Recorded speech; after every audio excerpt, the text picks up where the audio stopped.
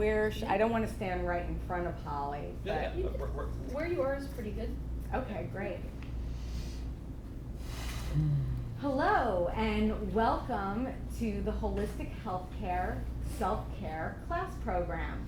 I'm Christina Bornstein, the director of the self-care program, and we offer you these classes freely based on sacred reciprocity, which means that if you do have money to give, we are deeply grateful for that. And if you're not able to at this moment, we ask you to pay it forward with an act of kindness. And you can find all information, all classes on holistichealthcommunity.org. We have amazing programs, amazing practitioners, amazing videos, and today we are adding to that great lineup with Holly Schelowitx, Loving Your Liver. And Holly is a certified nutrition counselor, menopause coach, culinary educator, and aromatherapist. For over 25 years, through her in-person and online client sessions, cooking classes, workplace wellness workshops, and educational events, Holly has been teaching everyone how to nourish themselves through every season of their lives and how to do it simply. A regular, she is, on the Northwest Public Radio. Holly also teaches aromatherapy for stress relief and wellness. She's worked with Whole Foods Market, Omega Institute, and companies like Ellen Fisher, American Express, and UPS. We are very honored to have her here today teaching us how to love our liver. And if you want to learn more about Holly, you can go to nourishingwisdom.com. Now it's my pleasure to introduce you to Holly Schelowitx. Thank you very much. Thanks. Hey everyone. Yeah. It's and thanks to the holistic health community for all of the wonderful, wonderful work that you do in the community and reaching so many people. I'm honored to be a part of it. So today's topic is about loving our liver, and often the liver is an organ that we kind of maybe don't think about unless something may be going wrong with it. Or, you know, some people, you may hear more commonly that people have gallbladder issues. But like, I'm here to educate us about this incredibly important organ that is essentially the master detoxifying organ of our entire body, of our entire system. It has massive impact on hormone levels, especially for women in menopause, on like literally everything that we take into our bodies, whether it's food, drink, air, water, what we put on our skin, all moves through that major detoxifying organ. So it is a really important player in our health and well-being. And so first of all, we'll start in the very basic beginning. So the liver is located in the upper right quadrant of our digestive system, and the gallbladder is just below that, a little smaller. And as food is being digested, it is eventually moving through the liver, and there are ways that it helps to digest and process our food, and then also, to what I was saying, detoxify what is coming into our bodies. And based on that, you can imagine all the meals we eat from from being in utero until today. That's a lot, right? That moves through that organ. And so we want to care for our organ in simple ways. And here I am surrounded by these beautiful lemons for a reason. Not only are they delicious, but lemons are like one of the main foods that help to be like a little scrub brush in the liver. And so starting your day with a glass of water with some fresh lemon is a beautiful way to start the day. It's hydrating your whole system. The lemon and the citrus, you can also do this with lime or grapefruit. The citrus and the tartness, that like part of eating a lemon or a lime, is the very thing that gets the liver juices flowing and cleansing. It's a very gentle cleanser. So it's really nice to accompany. I don't necessarily encourage drinking while eating because you don't want to get in the way of your digestive juices flowing. But to have a few sips either before eating or maybe a half an hour after eating to just support your digestion is also a very nice idea. Or if you're thirsty while you're eating, it's great to just have water with some fresh lemon in it to really support your body with digestion. So other foods, I always like to start with food. So no matter what's happening with a client, I'll look and say, okay, let's look at what you're eating. What do you typically eat for breakfast? What do you typically eat for your midday meal, for dinner, any snacks in between? And let's see how those foods are affecting your whole body. And so the foods that really support our liver are all of the bitter foods. So bitter, sour foods, naturally, bitter, sour foods, really support our liver and gallbladder health. So I'll name some and then I'll ask you to call some out. So we think about arugula. It's like a bitter green. Watercress, radishes, right? So the little red radishes that pack a punch sometimes, they could be like, whoa, that's a bite. Daikon radish, which are the long white radish, and any other radish, other radishes in the radish family, they all have that like sour or more bitter flavor. So anything bitter or sour is like liver loving. And then we move into greens. So even like broccoli can have a slightly bitter taste, broccoli rabe for sure. What are some other ones that anybody can think of here? Let's see. We'll move into root vegetables shortly, but I'll say that like even sometimes romaine lettuce, like the greens in romaine can have like a slightly bitter taste. And so all of those veggies, dandelion greens, dandelion root, and then moving into some herbs, ginger, which is, I wouldn't say ginger is bitter or tart, but it's got this like wonderful spicy kind of flavor, and it is a really great cleanser.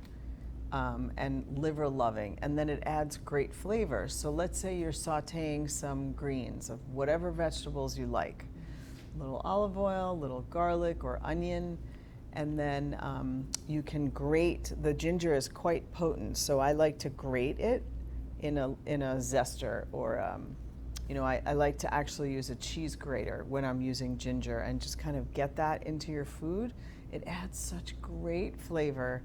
And then that entire meal, that entire dish becomes this liver-loving dish.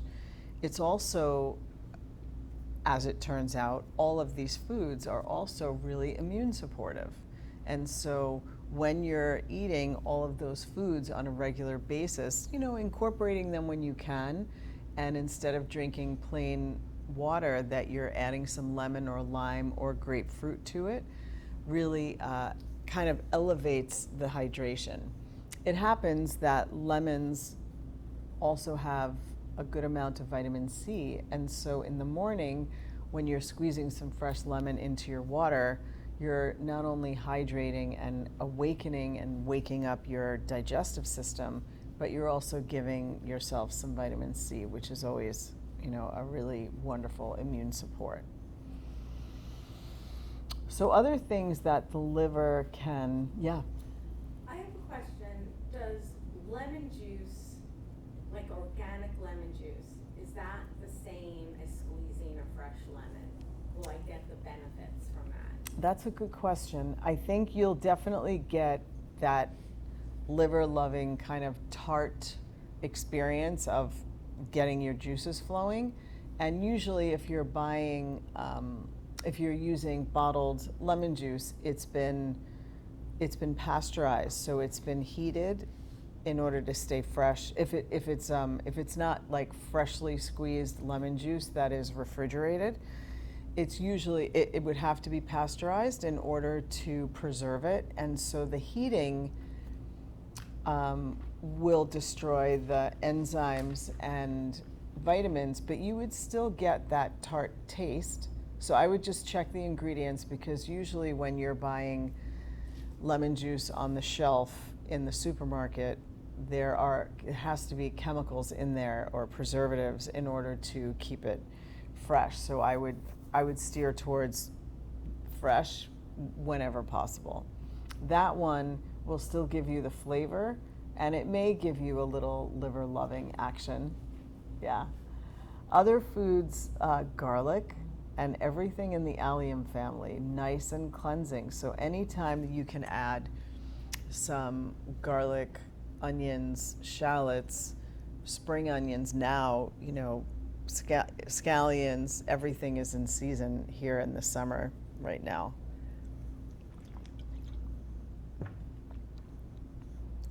Other things that the liver does is it helps to, actually I'll back up and say that very often if someone has skin issues, so psoriasis, which can also be caused from food sensitivities, but if there's like skin issues or rashes that are like a person can't figure out what's happening, or they go to a physician and they're not finding out what's wrong, if they come to me, we start on doing some very gentle cleaning up of their diet. Sometimes the liver just needs some extra love and is not able to detoxify in a way that it really needs. And so the body, in its infinite wisdom, needs to get these toxins out, and so it may come through the skin. And so psoriasis, eczema can often be treated with liver support to just kind of get people's detox pathways really flowing. Another thing about the liver that is so interesting, remember in the beginning I said what we put on our skin, it goes into our bodies. And so we want to be as mindful about what we're putting on our skin as what we are eating, so that, you know, so I mean, many people love aroma and oils and things, and so you just want to make sure that the products you're using have pure ingredients. If you and it needs to be listed on the jar or the bottle. And so if there are things in there that you don't know what they are, you can Google them and find out, what are they? What is the source? What are they made from? Why are they used? Usually it's a preservative. I teach lots of classes on making your own skincare products, and I started doing this so many years ago for this very reason, that it's as important what we're putting on our skin, on our hair, as what we're eating. And so, and you can do it. It's actually really fun to make your own products and to do it and to use natural ingredients. It's really fun to do that. And then you're giving your body so much love from the outside in as well as from the inside out.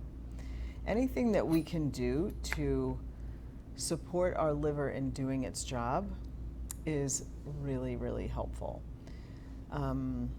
So there are some foods and drink. Let me just think for a minute. I want to just check my notes because I want to make sure I've shared everything with you. Oh, right.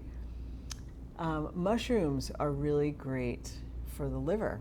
They're really, naturally, not so much. I mean, the white ones, so. But all the other ones, shiitake mushrooms, maitake, especially turkey tail, and a lot of the mushrooms that we get locally.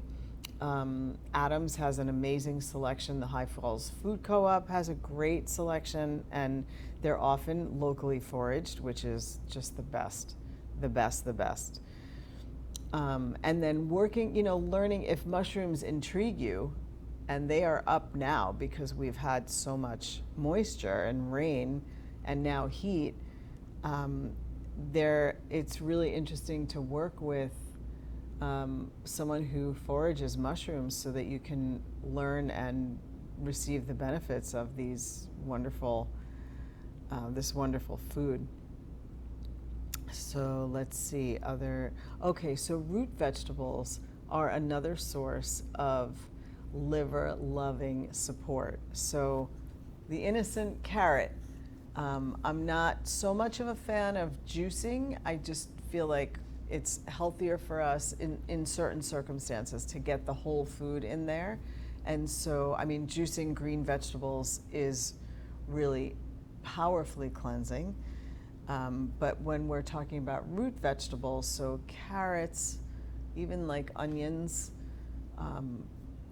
squash, all of the radishes, turnips, rutabaga, all of those vegetables are fabulously cleansing and liver loving. And those primarily would be cooked. It's interesting with radishes that when you eat them raw, they really have that like strong bite. And then when you cook them, either in a saute or in a soup, when they have the bite, they're more detoxifying for the liver, probably with both liver, gallbladder, digestive tract. When they're cooked and they're softer, they are naturally diuretic. So then they support the kidneys as well. So all of those root vegetables are natural diuretics when they're cooked.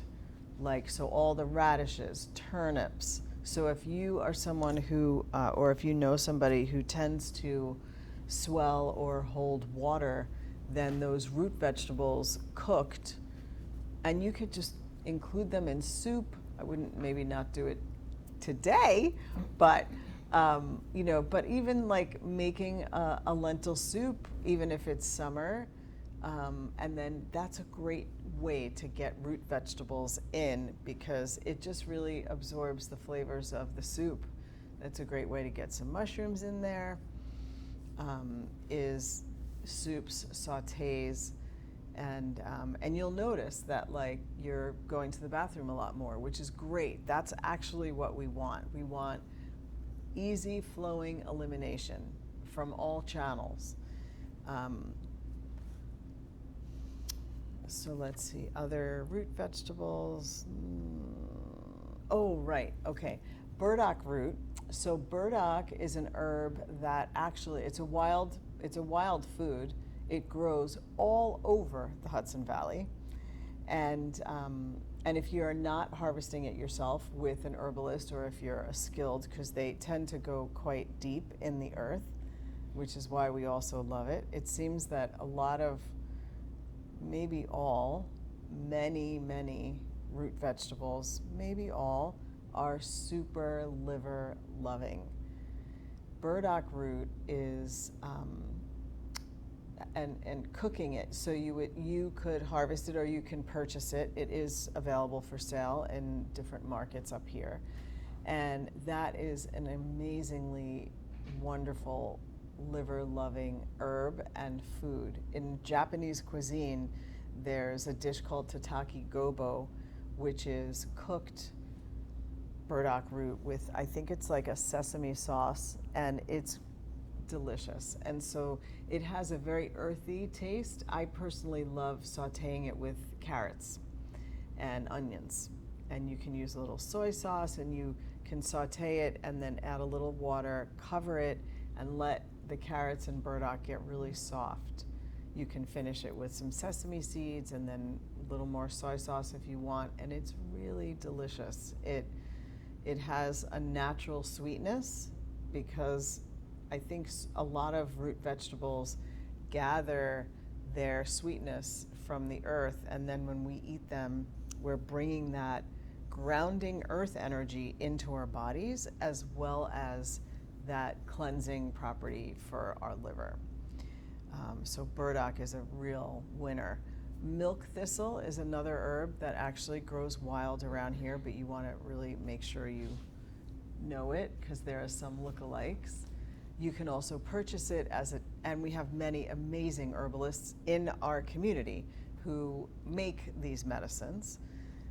So getting, if you have been told, many people have been diagnosed with something called fatty liver, and that can come as a result of the detoxification pathway being, I don't want to say blocked, but kind of stymied or stifled.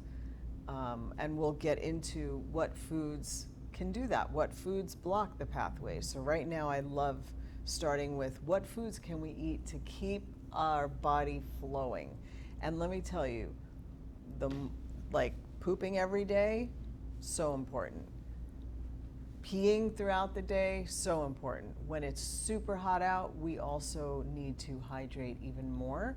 And a little off topic for a minute, that, you know, drinking straight up water is nice, it goes through us quickly, but putting a pinch of mineral rich sea salt into your water, especially on super hot days or when you're working out or exercising or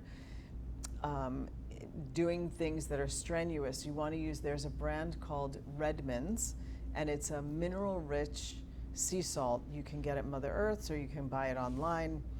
And they, when you're adding a pinch of that mineral salt to your water, you are hydrating your cells. And that's really what hydration is. So when you're thirsty, you are already dehydrated. And so in the summer, and frankly, even in the winter, because we're indoors in heat, which can be very drying. So we want to be drinking more water than you're already drinking. For the most part, most of us need to be drinking a lot more water. Would you believe that the target goal, which is not easy to reach, but doable with focused attention, would be half of your body weight in ounces. So if someone weighs 200 pounds, then technically a goal would be to be drinking 100 ounces of water. That is not easy, and not easy to do certainly every single day, but it's a goal. And so many people think that so many clients come to me and I say, you know, how much water are you drinking? Oh yeah, I'm drinking water all day. I said, that's great, let's track it. And then they realize they're sucking on the same 16-ounce bottle all day, so it can feel like we're drinking a lot of water, but we end up not drinking so much. So that was a little diversion, but I always like to encourage people to hydrate, because when we are hydrated, it's when the cells are receiving the minerals and the water. So it's not only water is definitely hydrating, and either we'll sweat it out or pee it out, but when there's minerals added to it that the body can absorb, that's a whole other conversation about how it supports the adrenals and so many other things. But like, part of full body care is knowing how to take care of our bodies in the best way. So let's get into, actually, I feel like I want everybody to be drinking this while I'm talking about it. So I need a volunteer to be squeezing some of these lemons. And what we'll do, because Christina lovingly rinsed these, and so you can squeeze them. And I learned a great thing where we actually put them in upside down. So typically most people would put it in right side up, and I learned this, that you get a lot more juice out of it. So you're gonna squeeze it and then we're gonna drop it right in there. Okay, and I'll pass that. We may not Like use it. this. Yeah, yep, exactly. And so why not be enjoying this hydrating, yummy drink? And so this liver-loving lemonade has lemons and water and a splash of maple syrup, which is totally optional. So that just adds some sweetness and makes it a little bit, I mean, having the pucker sensation is actually really important. And at the same time, some people might find that they will drink a little more with just a little maple syrup in there. That said, if someone has blood sugar issues or diabetes or pre-diabetes, then I would encourage that you do it without the maple. Or some people are just really sensitive to sweet. Oh, I just got kissed by that. Sorry. It's totally great. And so this, I mean, doesn't that look so does it make you pucker just looking at it? I'm Like, salivating. To me, that's exactly what this does. Like when I'm looking at lemons, I'm already I'm salivating. So my juices are totally flowing. So when we're salivating, that is the digestive process beginning in our mouth. So I'm gonna. I used to drink this often, but then I got away from it because of the whole discussion about how it's not good for the enamel on your teeth. Yeah. So I kind of got away from it. Oh, there's so much benefit. So for everyone who may not have heard that, some people can be concerned about how it affects our teeth. And if that is a concern for you, you can always, do a quick rinse after drinking it. But I would say don't let it stop you, because it's so good for us. That looks so amazing. So does anybody not want maple? Okay. I'll pass. Pass on the maple. Same. Me too. I will take the maple. Yeah. So you know what? I want to do a quick taste test and Okay. see. Where we are. Yeah. And so I like to use the back of the spoon in case, a lot of my wooden spoons have been in onions and garlic. So even when they're washed, I'm purposely staying sitting to not. Just gonna do a quick. I got a pit too. That's good luck.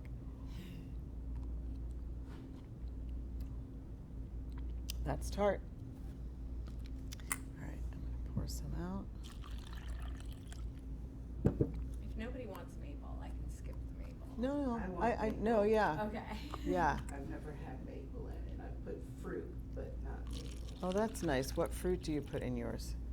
As many watermelon as I can get. Oh, that's so nice. Here And you the go. citrus.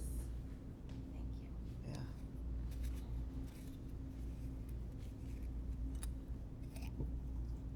Yeah. Maple syrup is divine.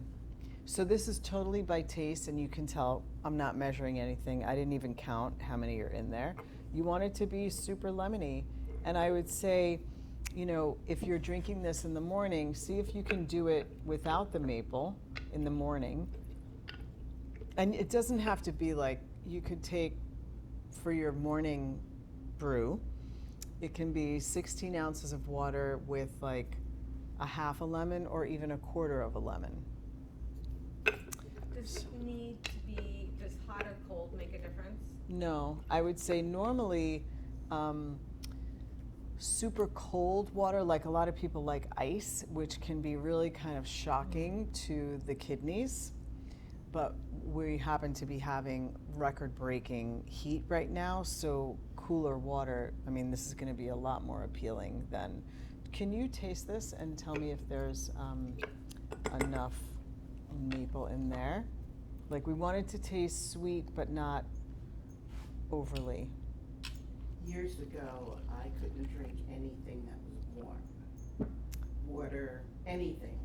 What would happen? It would just be so unappealing. It would, yeah, it would be unappealing to me. But now, I don't have to have ice or have it cold all the time. That's great. I just may fill up a glass or something and just let it get room temperature and just keep sipping. Great. More? I don't know how you feel about germs, but can I compare? No. Okay. Fair. I mean, do you taste a little sweetness? I was very shy. Very little. Okay. We're going for more. Don't put Okay, too that's- much, that's it. Yeah. Yeah, we don't want it to be overly sweet, but, you know, for Hydrate. some people, great. Can you do the honors of pouring? That would be wonderful. And just like carefully so that a lemon doesn't fly out and overflow. Ooh, I got a pit. You've been kissed.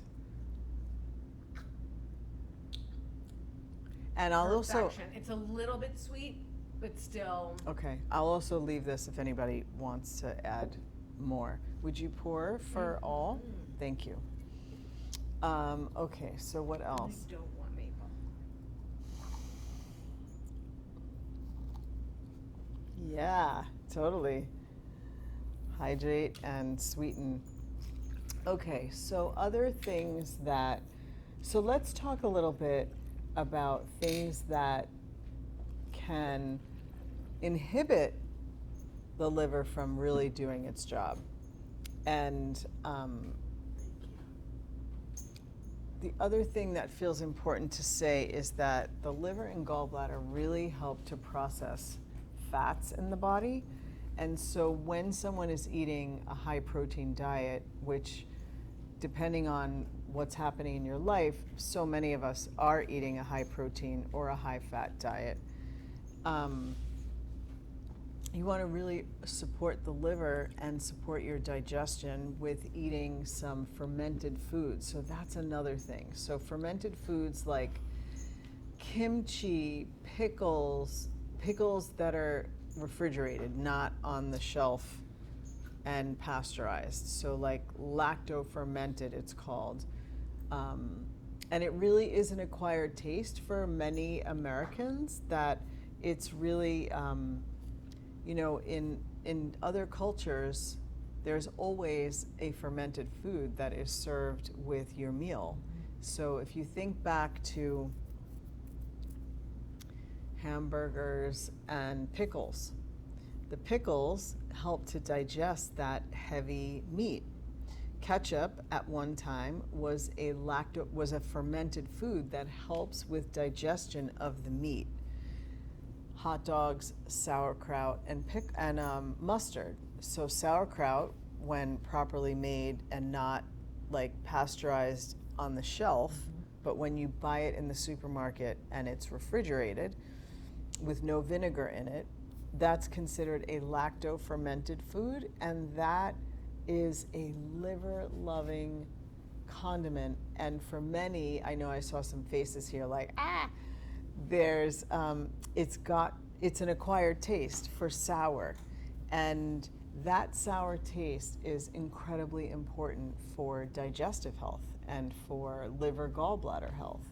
And so let's say, like, if you're eating Japanese food, you know, the pickled ginger that comes on the side, now it's like in a sugar syrup, but originally, and you can also make your own should you ever feel inclined, but originally it was sliced ginger that has been fermented, so you eat thin pieces of it to help digest the raw sushi that you're eating or the other food in the Japanese culture.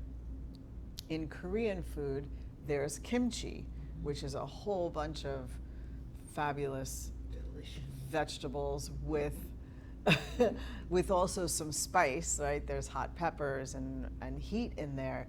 But all of those foods support digestion, helping your body to digest the foods that you're eating. And it's no accident that it's served in each of these cultures. Every single indigenous culture has fermented foods. Mexican food, salsa, was originally a fermented food. Those simple ingredients of tomatoes, onions, cilantro, garlic sometimes, that when it's made in a fermented way, that helps to digest the beans and the heavier corn and other foods that are part of Mexican food, the guac, and then of course whatever meat we're eating. And so it's very interesting that in Italy, the antipasto, there's always pickled peppers, and other fermented foods, like even some meats are fermented.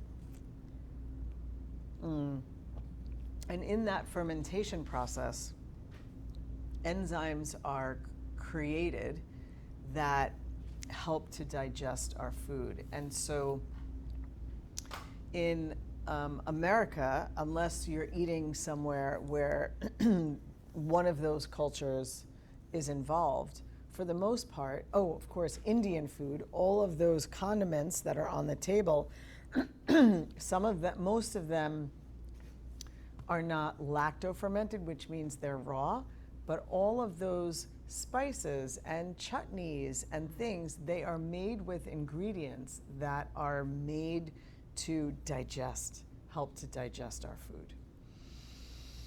So yogurt, Yeah.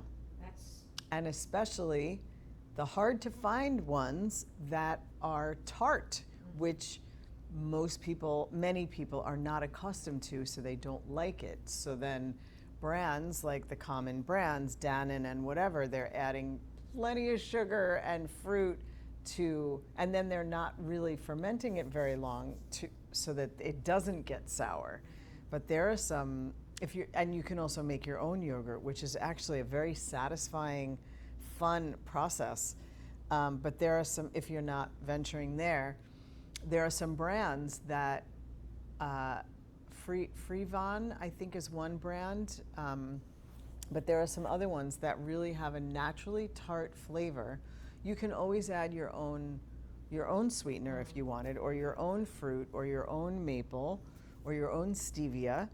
But like that tart flavor, it is giving you so much benefit, so much benefit. So that is supporting your whole digestion, small intestine, large intestine, liver, gallbladder, and it's providing your gut with some really good, healthy probiotics, which is a whole other topic. But as we stay focused on the liver, there are foods that, wait, sorry, I keep skipping over the other thought in my head, is that we want to do things that are supporting our health and well-being. And so I bring up the fermented foods is that they're great accompaniment to any meal, like even whether it's on a salad or just like a couple of forkfuls on your plate. It's great. And I always bring it like to the Thanksgiving table and people are like, what is this? And then I explain, how important this is. We're about to eat this giant meal with so much, and it's heavy. Like, let's support the digestion. You could even make a fermented cranberry. I was just gonna ask. Yeah, absolutely. Keeping it raw. And then you would add some other fruit to it, like orange, to just make it. Cranberries on their own, or like biting into a lemon magnified. I love cranberries, so how can you ferment, or how can I ferment? Yeah, so you like raw, fresh. Yes. Fabulous. So you can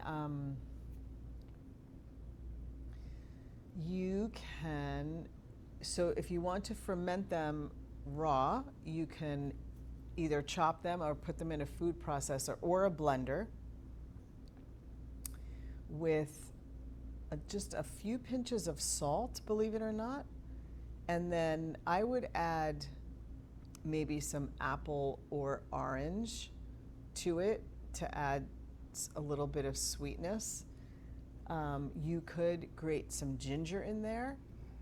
No, not your jam? Oh, no. Oh, you like I it? have ginger every day. Oh, Yeah. okay.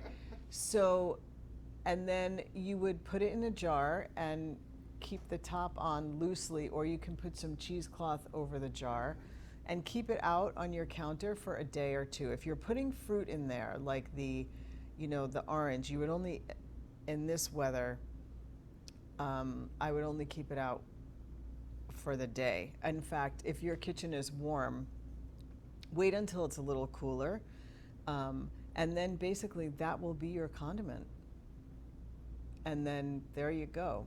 Like, you have this beautiful fermented food that is so liver supportive. I forgot to say that cranberries are right in the same category, right? Because they're so tart, and that's amazing. Super great for your liver. They also happen to be great for our kidneys and really helpful for preventing or helping with, well, I'll say preventing urinary tract infections, preventing kidney stones, so that those are, if you love them, I would get them in however you want. You can mash them and put a little bit in any kind of veggie dish, and to add like a little bit of a tart flavor. It's great. Well, there was something that I did in my classroom. I always like to introduce new foods, because a lot of kids, they're just used to one type of food. Yeah. In their house. Yes. So around Thanksgiving or the holidays, Yes. like after Halloween into November, Yeah. I would bring raw, I have a heating unit, and I would bring in raw cranberries. Wow. And we would watch them pop, and I would put in the skin of an orange and just let that, and they would mash it and just watch it just change from one thing to another. No sugar. No sugar and no maple. No maple. Woo! And then no they sugar. tasted it? They loved it. That is wild. They absolutely loved it. That is wild. Yeah. Like So- that kids would love that. Yeah. That's amazing. Truly.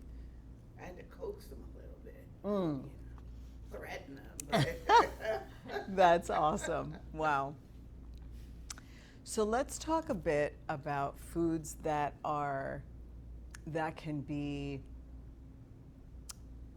cause some stagnation in the liver. So fried foods, deep fried especially, and it's so common. All kinds of like tempura or French fries or all kinds of like fried foods can be hard on the liver. And if that is something that someone is eating on a very regular basis, that can absolutely start to contribute to something called fatty liver.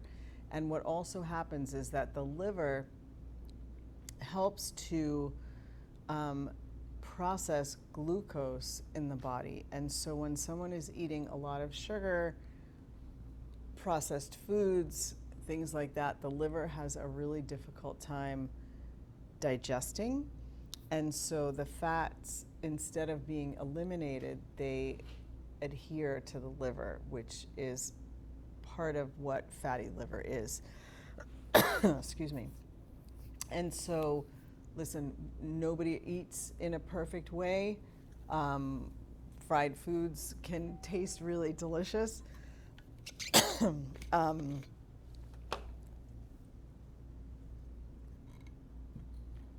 The body can really is resilient, and we want to do all of these other things as well to support our well-being.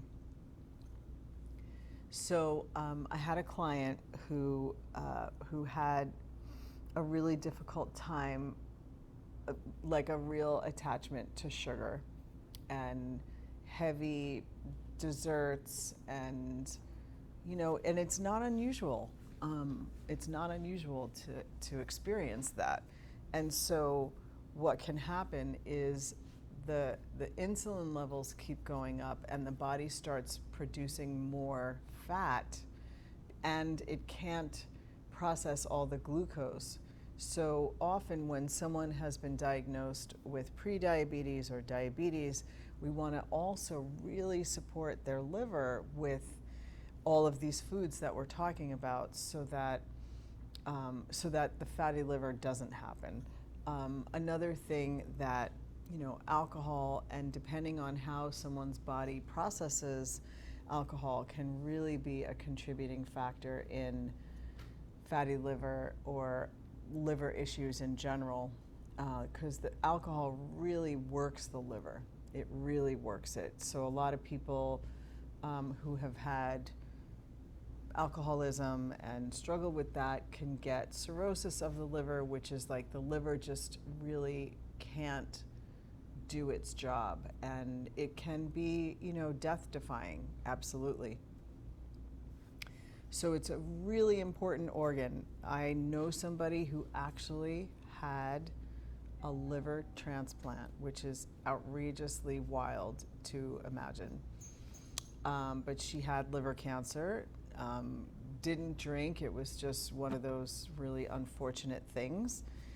And she had a liver transplant, and she's thriving. I mean, that is incredibly profound, to have another organ that's that powerful. Like when people have had heart transplants or something, it is just next level, incredibly amazing. And so if you're someone who drinks alcohol on a regular basis, who eats fried foods on a regular basis, then you want to really make sure you're doing things to support your liver in all of these ways that I've been talking. And it could be as simple as like squeezing some lemon in your water. Like, it can be that simple and that doable. If it's, in the morning is great, but anytime, just bring this in, lemon or lime. And it's like, this is going to get stronger and more potent, and hopefully maybe I'll give this to you to take home and we'll figure out how to meet, because you don't want to waste that. That's like liquid gold right there. So other things that can affect the liver in a negative way is, unfortunately, stress. Like everything else. Now, we are living in a world at a time where it's very difficult to not have stress. And similarly, we want to do things like resting, meditation, being in nature, walking, anything that soothes your soul also supports your liver. Because when we are relaxed and joyous and having one of those experiences, the body relaxes. When the body relaxes, then all of our organs get to work even better and not have to like push through. A lot of reasons why people love coffee. Guess what? It's bitter. And it's almost like an intuition, like the body's intuition of like, I need a bitter food. A lot of people rely on coffee for their morning poop, as well as clearing their head and being energized. Because, so it's a natural, right? It's a coffee bean. It's in nature. It has a bitter taste on its own. And so, interestingly, it really is a liver-loving drink if you tolerate it. However, let's talk about like what you put in it, right? Like, so if you're putting in, sugar, I'm not against heavy cream or half and half. I'm a fan of it actually, but you want to buy some if you can find it, which it's out there, that's not ultra pasteurized and homogenized, because then it's like heated, and then the molecular structure of those proteins change, and then that's more work for the liver. So in the health food store, and maybe at Adams, and certainly at the High Falls Food Co-op for sure, you can find milk, heavy cream, and milk, heavy cream, half and half, that is low pasteurization. So it's only heated in one way, and it's as low as possible, low temperature, not homogenized and not ultra pasteurized. It's unfortunate that it takes some work. We also have, farmers up here that sell raw milk and cream. So it's not like we should be staying away from fats. There are healthy fats, and then there are unhealthy fats. And so when I talk about deep fried foods, it's because the oil is heated to a really high temperature, and that changes the molecular structure of it and creates something called trans fats, which make it really difficult for, it's just extra work for the liver, and it's a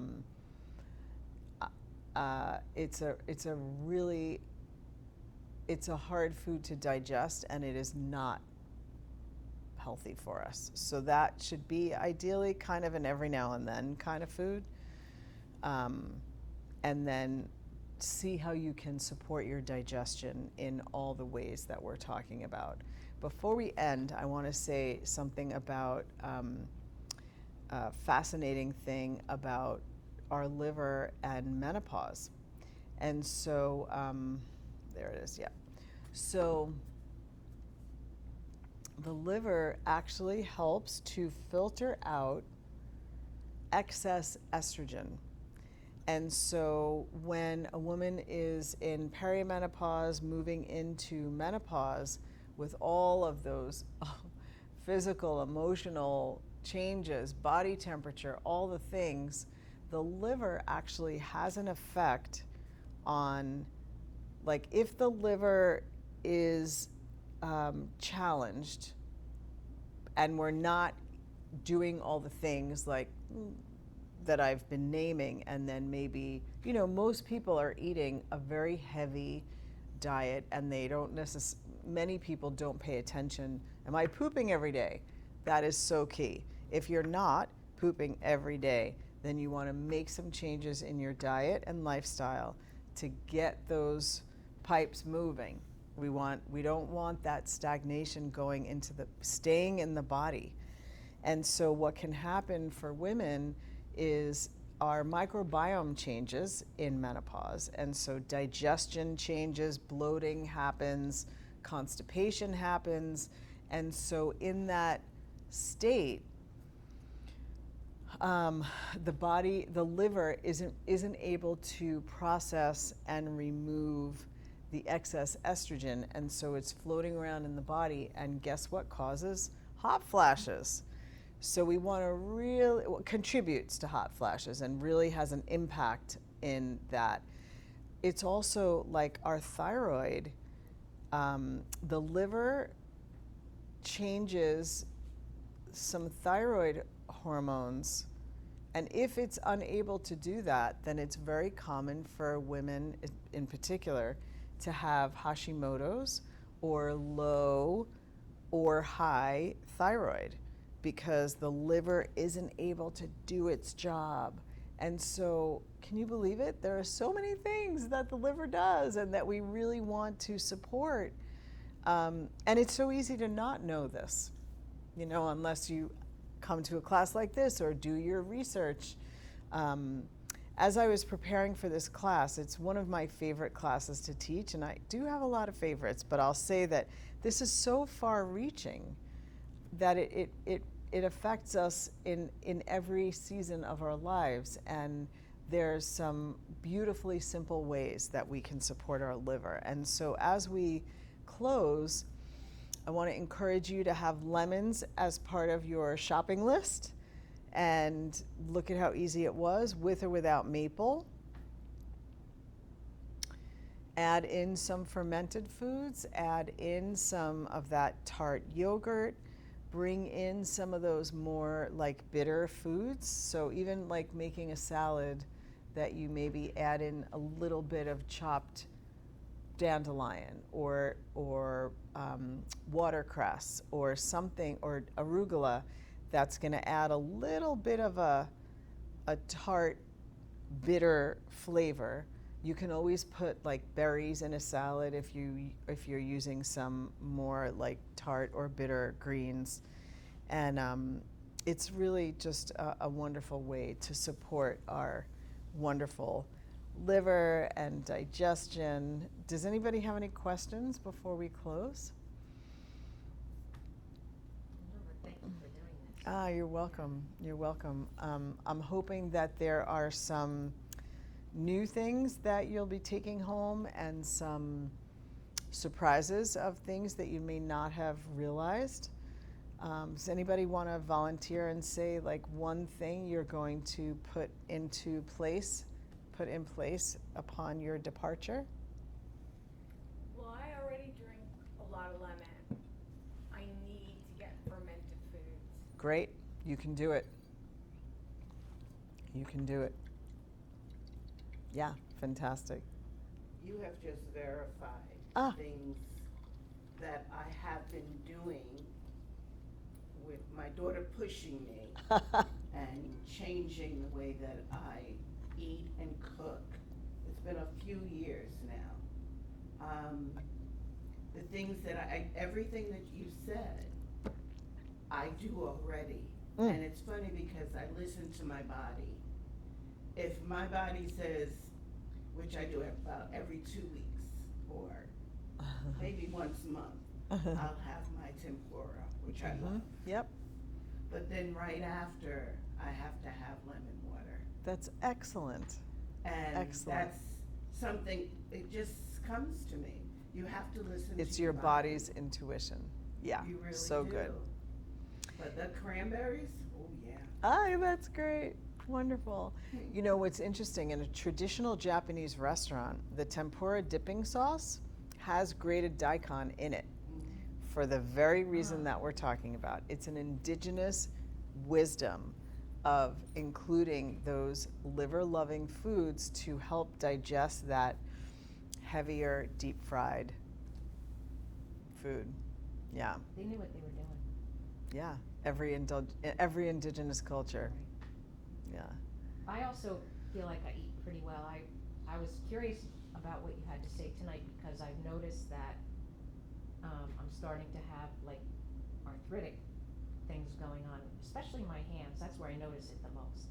But I think what I'm going to try to do is add some more like roasted carrots and things like that. Oh, that's great. Because I like them. Yeah, that's great. But I need to bring more of those things in more Yeah. regularly. That's great. You just reminded me, there's a really wonderful dish of like roasted carrots, and maybe there's thyme, and then you serve it with some really tart yogurt with some fresh Yeah. lemon squeezed in And there, and cranberries. there you go. Some cranberries on top, maybe some chopped walnuts. We've got a dish. So I wish you blessings on your health and on your liver and on your whole body, and that you take the time to do some of these things to support your body and to share this wisdom with I think whoever a lot would of be this stuff interested. is about giving yourself permission to do it, you know, to take the extra time to make your healthier meals and to bring more fish into your diet if that's what you need, or, you know, Yeah. like cook with olive oil, or, you know, just make those little tweaks, give yourself permission Yes. to do those things and to spend the extra little money. That it's all worth it. Yeah, that's beautiful. It's true. And like we can start slowly. You reminded me that like if you're going for a snack that's in a package, read the label. Don't I mean, it's interesting. Partially hydrogenated oils have been outlawed, but it's going to take a while for them to actually put it into place. I don't remember what year it's happening, but there's many companies that have already taken that out. But, you know, we've also had however many, 50, 100 years of this, you know, terrible, highly processed oil that improves shelf life, but not our shelf life. And so you want to read labels, even when you're buying nuts, like, you know, buy dry roasted nuts versus deep, you know, if it has peanut oil in it, or, you know, it may say partially hydrogenated, drop that thing and find something else, because that, you don't need it. You don't need that, adding that to your body. So thank you again, Christina, and thanks to the holistic health community, and looking forward to hearing more. I just wanted to say that, like, so much of what you said is so important. I'm gonna wanna hear this again. So if any of you would like to, you know, write down these recipes, and a lot of us need to hear things more than once to really take it in, go to holistichealthcommunity.org, onto the self-care pages, and rewatch Holly's class. Fantastic. Yeah. Thank you. Thank you. Thank you. Cheers. Cheers. That was delicious. It was. And there's plenty more if Oh, anybody yeah. wants a refill. Yeah. Actually, I was getting kind of hungry.